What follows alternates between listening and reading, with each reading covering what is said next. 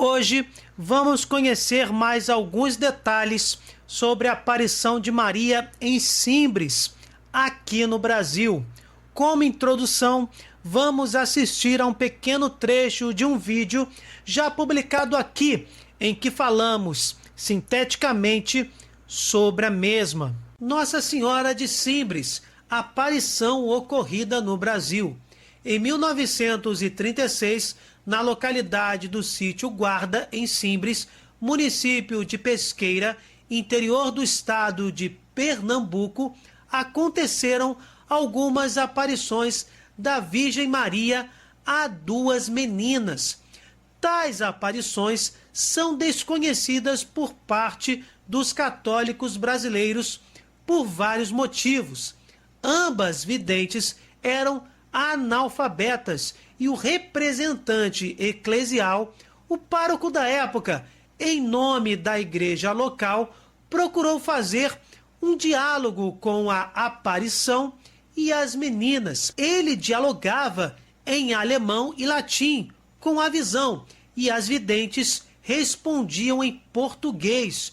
Com exatidão, as meninas respondiam em português com lógica e acerto o que o pároco perguntava a Maria, em alemão e em latim. Nossa Senhora disse às meninas: "Eu sou a graça", e deseja ser invocada com o título das graças naquele local. A Virgem Maria aparece com o menino Jesus nos braços e envolta em um nicho com colunas revestidas de pedras preciosas, segundo o relato das videntes. O nome Simbres é de origem francesa, que quer dizer armação para molde de madeira de arco ou um nicho. Condiz então com o modo como a Virgem aparece no Sítio Guarda, dentro de um nicho. Interessante é que Simbres, nome da cidadezinha onde se localiza o Sítio Guarda, é de origem portuguesa, onde existe uma cidade do mesmo nome com um santuário de Nossa Senhora da Graça. Que coincidência, aliás, teocidência. Um outro detalhe é que no Brasil recém-descoberto, duas igrejas consideradas as mais antigas foram dedicadas a Nossa Senhora das Graças, na Bahia, datada de 1535, e no Seminário de Olinda, de 1551. Portanto, as matrizes da devoção mariana no Brasil é graça. Entre as aparições de Paris e as de Simbres, existem diferenças singulares. Lá em Paris, Maria aparece de mãos estendidas, disponível a distribuir graças. Aqui, no entanto, ela tem o menino Jesus nos braços, que é a graça por excelência. Quando Maria diz, "Eu sou a graça", é preciso explicar para que não surja equívocos devocionais que desvirtuam a doutrina ou a própria devoção mariana. Em Lucas 1, versículo 28, o anjo saúda Maria, dizendo que ela é repleta da graça, ou que charitomene. Sobre esta saudação, de forma profunda e detalhada, temos um vídeo, link na descrição. De forma resumida, o próprio anjo substitui o nome de Maria por repleta da graça, agraciada ou graça. Daí por diante, ela será chamada graça. Maria é a graça criada, com uma finalidade específica nos planos de Deus, sendo assim instrumento ativo na obra da salvação, quando gera e dá à luz o Filho do Altíssimo, como está em Lucas 1, versículo 35. Maria é a graça criada e não a graça incriada, pois a graça incriada é o próprio Deus. Importante, atenção a esta diferença. O título que o anjo Gabriel dá à Virgem de Nazaré revela o que é e o que faz, distribuir e interceder aquilo que recebeu de Deus, a graça ou as graças, em uma só palavra, Jesus Cristo.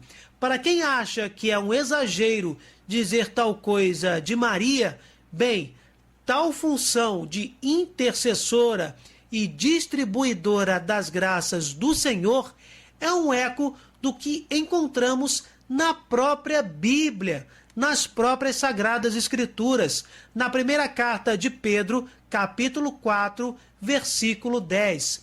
Cada um viva segundo a graça recebida, colocando-a ao serviço dos outros, como bons administradores de uma multiforme graça de Deus.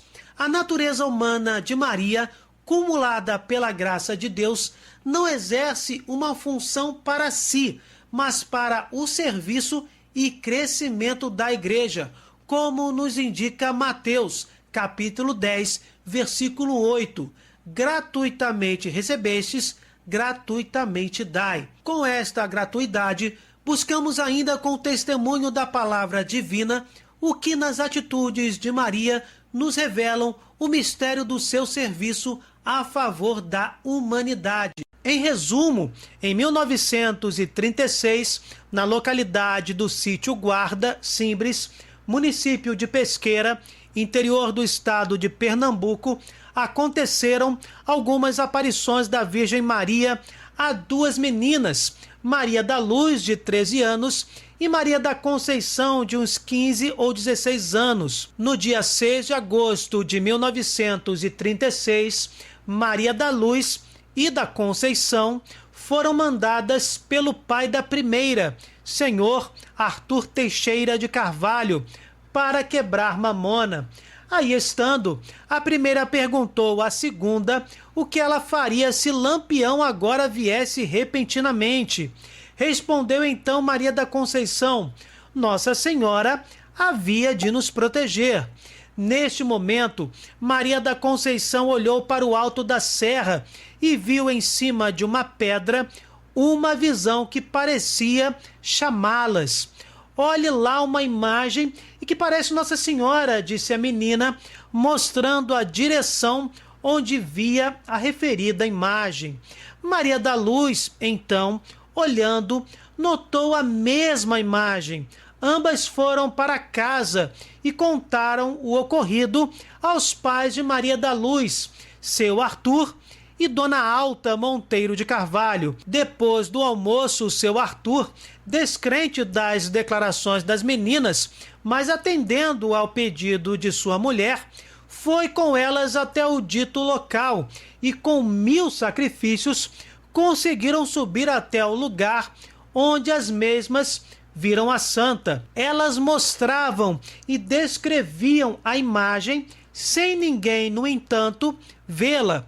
A conselho do pai de Maria da Luz, as meninas então perguntaram à dita imagem: Quem é você? E a imagem respondeu: Eu sou a graça, como vimos no trecho do vídeo anterior.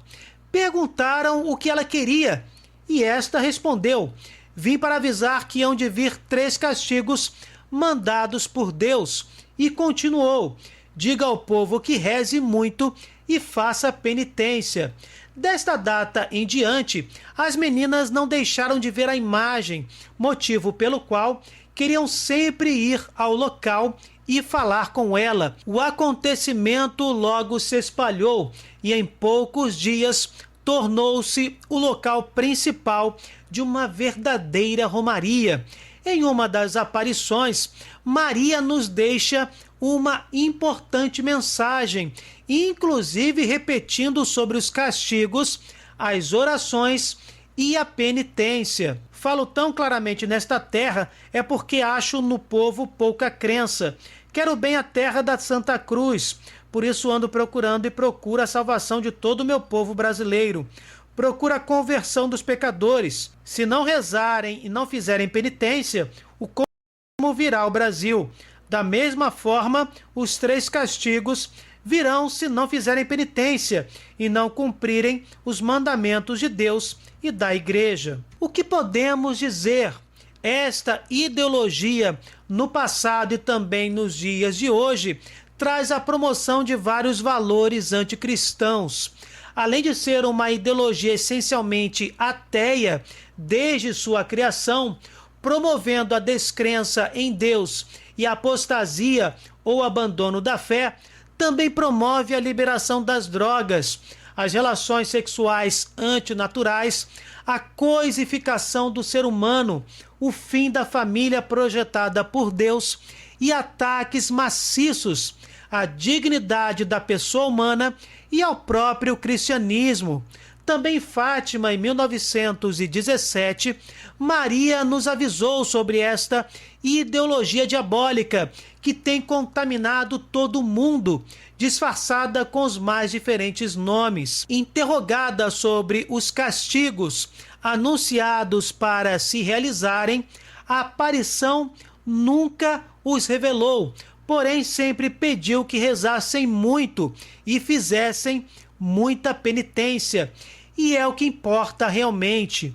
No dia 10 de agosto, bem cedo, as meninas foram visitar o seu lugar predileto e, ao chegarem, a imagem lhes apontou logo a água que saía da rocha em frente ao lugar da aparição. Há na rocha uma pequena cavidade sem rachadura que estava cheia d'água e receberam da aparição a seguinte afirmação: para curar doenças.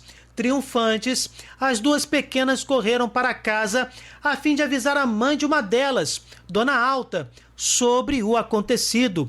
Foi nesta ocasião que a família toda, acompanhada de muitas pessoas, seguiu ao monte, onde se verificou a presença da água, e no lugar onde sempre se colocava a imagem, uma imagem de Maria, uma marca branca, e ao lado duas marcas de pés, sendo uma de mulher e outra de uma criança pequena. Ambas estão gravadas na pedra, na rocha. Interrogada, a aparição respondeu que uma das marcas era dela e a outra de seu filho Jesus. Com a aparição da água, espalhou-se ainda mais a notícia. De todos os lados confluíam fiéis ao lugar que já chamavam de santo. No dia 20 de agosto, o dia em que sacerdotes interrogaram em alemão e latim a aparição, e a mesma respondeu com perfeição as duas videntes em português, Maria da Luz e Maria da Conceição percebiam movimentos de Nossa Senhora ao mesmo tempo, como é muito comum em várias mariofanias ao redor do mundo, como no momento em que a Virgem abençoou a todos. As duas videntes fizeram o sinal da cruz ao mesmo tempo, exclamando que a Mãe do Céu as estava abençoando. Tudo ao mesmo tempo e de forma espantosa. Depois disso, o bispo de Pesqueira, Dom Adalberto Sobral, mandou examinar as duas meninas por um médico, o doutor Lídio Paraíba. Elas eram completamente normais. As aparições continuavam. A água saindo da pedra corria. Começaram as curas extraordinárias. Sucederam-se as romarias. Fez-se uma cerca protegendo a fonte, que a polícia veio e derrubou. A fonte secou. O senhor Arthur mandou reconstruí-la e a água brotou novamente. No dia 20 de outubro, o sítio Guarda recebeu a visita da força policial, que intimou o senhor Arthur a ir à Pesqueira a ser ouvido pelo delegado. Foi grande a tristeza da família. Só lhe restava a oração e a resignação. De imediato, cumprindo ordem, senhor Arthur apresentou-se ao delegado.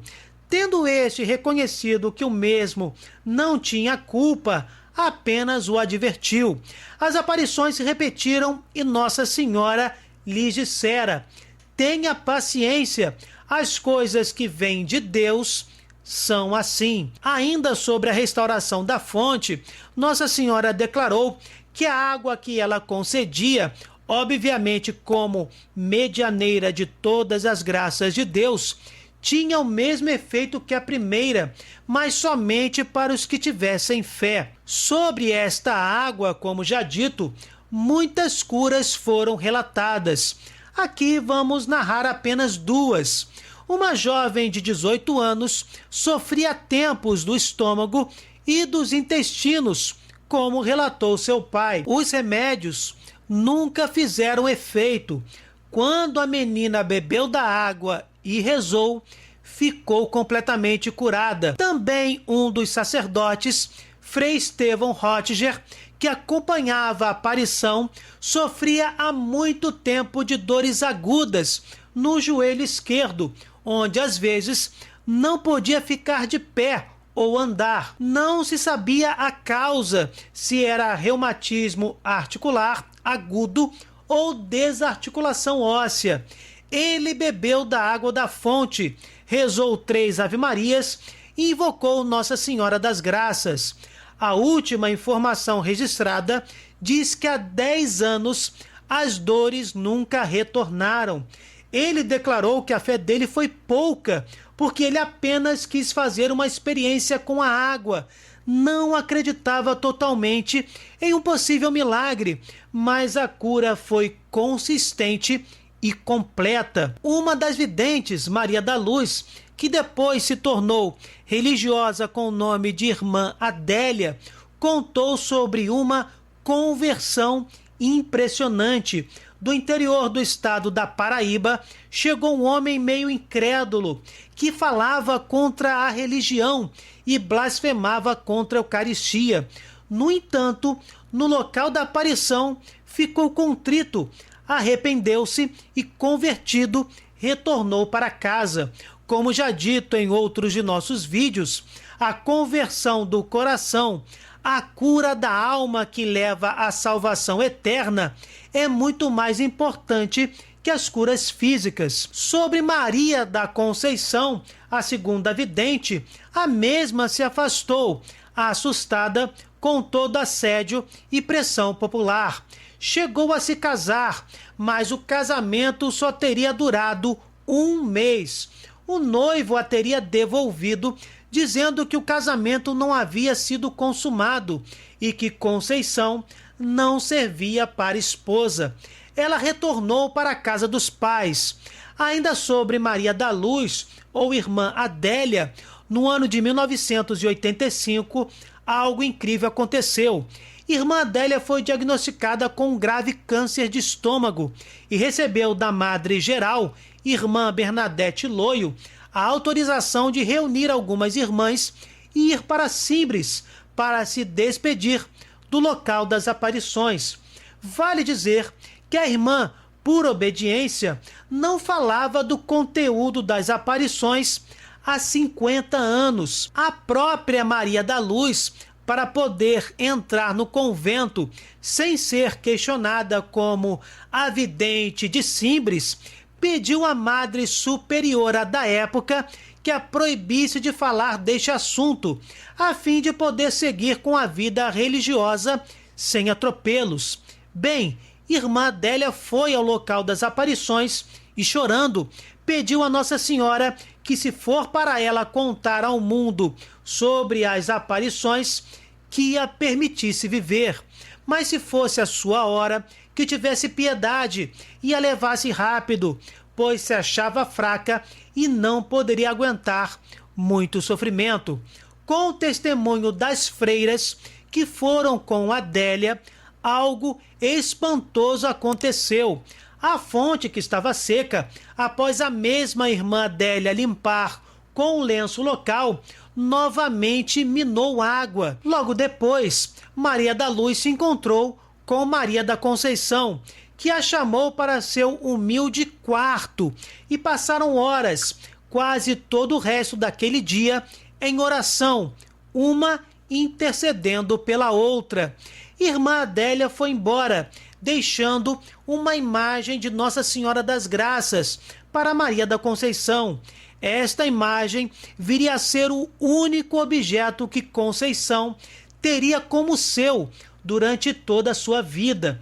Vale dizer que este quarto era da casa de Dona Júlia, uma mulher que a acolheu, pois a segunda vidente de Simbres era muito pobre. Em troca, Conceição a ajudou a criar 12 filhos. No final, Conceição parecia ser uma das mais humildes videntes de Maria da história. Assim que retornou para Recife, irmã Adélia foi conduzida para o Hospital Santa Joana, onde se tratava. O médico, como é de rotina, solicitou novos exames para acompanhar o avanço da doença. Irmã Adélia fez todos os exames sem sequer dar uma palavra sobre sua visita a Simbres. Quando os resultados chegaram, milagrosamente, o câncer terminal não estava mais lá. Surpreso, o médico indagou o que ela tinha feito e ela respondeu apenas com um sorriso e disse que tinha tomado os remédios que ele havia receitado. Talvez esta atitude tenha sido em obediência a Eclesiástico 38, que diz que se deve honrar o médico, pois toda a medicina provém de Deus. Irmã Adélia nunca se gabou de ter sido merecedora de tal milagre. No entanto, daquele dia em diante, como havia prometido em oração, nunca mais se calou. Agora, para concluir, um relato feito por Ana Lígia Lira, que escreveu O Diário do Silêncio sobre as aparições em Simbres. Em 17 de janeiro de 1999, cerca de 10 anos após ter recebido a imagem, Conceição morre de causas naturais. Nesta mesma época, a imagem de Nossa Senhora, colocada em Simbres, no local da aparição, sofre um ataque e é quebrada. Como se houvesse uma ligação entre as duas imagens, a imagem que pertencia a Maria da Conceição cai e também é quebrada. Os pedaços da mesma são recolhidos por uma criança, sobrinha neta da vidente, guardando-os em uma caixa de sapatos. Tempos depois, Ana Lígia Lira leva os pedaços da imagem para Miriam, uma artista plástica, que também era a coordenadora de um grupo de orações devotado a Nossa Senhora. Miriam restaura a imagem e convida a escritora para um encontro com o grupo de oração. Durante este evento, algo impressionante acontece. Um detalhe: a imagem restaurada estava em cima de uma mesa, na mesma sala onde acontecia o encontro. A funcionária da casa, ao chegar com café para as mulheres do grupo, olha fixamente para a imagem e começa a ficar trêmula e pálida. Miriam, Ana e as demais mulheres socorrem a mesma, que estava prestes a desmaiar. Por fim, a mulher, que acreditem também se chamava Conceição, realmente acabou desmaiando. Aos poucos, voltando a si e ainda entre lágrimas, relatou ter visto uma moça muito bonita por trás da imagem, uma visagem, como ela mesma definiu. Ana Lígia registrou suas palavras. Conceição dizia: "Ela é muito bonita, dona Miriam, mas eu não quero vê-la mais não." Miriam não pareceu tão surpreendida e explicou: "Ana, eu aproveitei enquanto meu marido viajava e coloquei a imagem no quarto para restaurar com mais tranquilidade. A imagem ficou lá por 3 dias. Conceição já havia dito que enquanto a imagem estivesse lá, não iria limpar o quarto, pois cada vez que entrava, via uma mulher que parecia usar um vestido de noiva e com um véu na cabeça." Ana Lígia perguntou se a dona Conceição não havia visto semelhança entre a imagem de Maria das Graças e a visagem. E Miriam respondeu: "Sim, ela disse que até o modo das mãos estendidas é o mesmo. No entanto, isto não ameniza o medo dela em ver a aparição. Ela é evangélica. Incrível, não é mesmo? Como Deus é generoso. Bem, irmãos, o que dizer sobre tudo isso? Sobre os milagres, os avisos, as curas, as coincidências e as aparições? Deixem nos comentários a opinião de vocês. Nossa Senhora das Graças, rogai por nós. Se vocês gostaram, deixem o seu like, compartilhem, cliquem no sininho, se inscrevam no canal. Fiquem com Deus, desculpem qualquer coisa e até o próximo vídeo.